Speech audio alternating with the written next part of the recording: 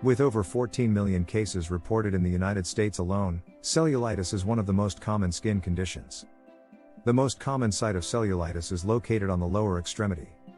Although a prevailing skin condition, cellulitis is often treated in an outpatient setting with a non-invasive approach. Like many health conditions, however, cellulitis can become severe if left untreated and can lead to severe illness. Yet, with proper treatment, it can be managed quickly and effectively. What follows will be an overview of cellulitis, its signs and symptoms, causes and risk factors, and available treatment and prevention mechanisms.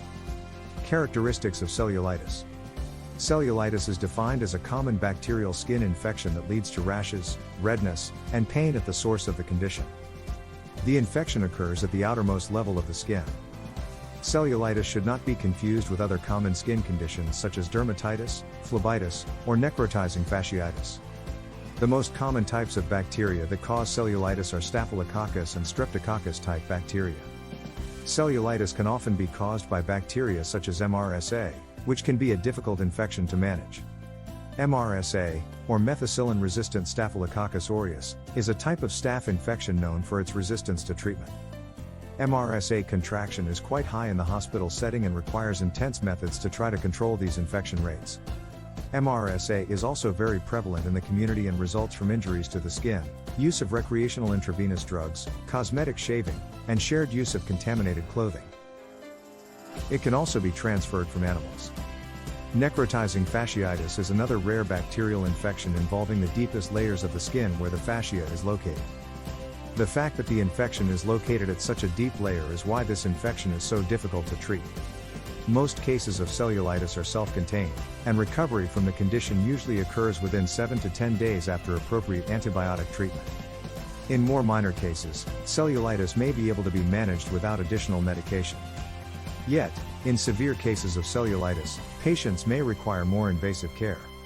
In rare circumstances, untreated cellulitis can advance to severe infection that spreads throughout the body and bloodstream in a condition known as sepsis, and this is a life-threatening condition. The signs and symptoms of cellulitis can vary based on the location of the infection and the type of bacteria involved. Many times the infection can be painful, but, for example, cellulitis located on the foot will likely be more painful than cellulitis located on the forearm. The area of infection usually has characteristic signs of redness and swelling.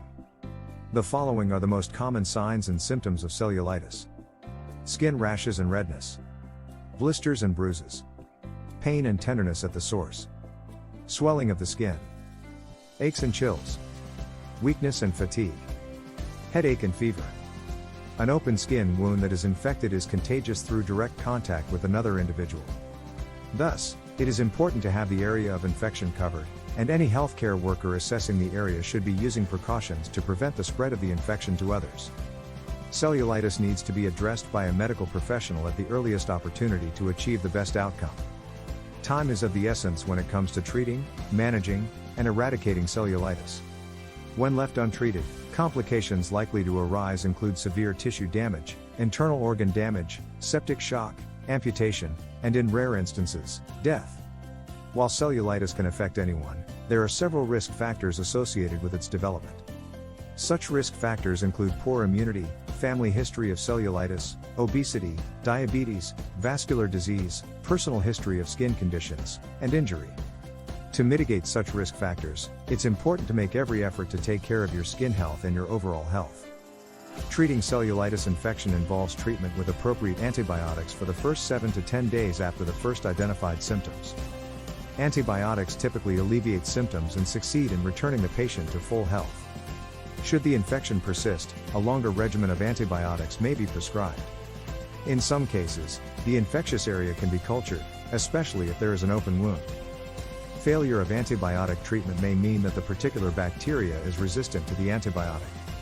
If this is the case, it is imperative to perform laboratory testing to identify which antibiotic can kill the bacteria.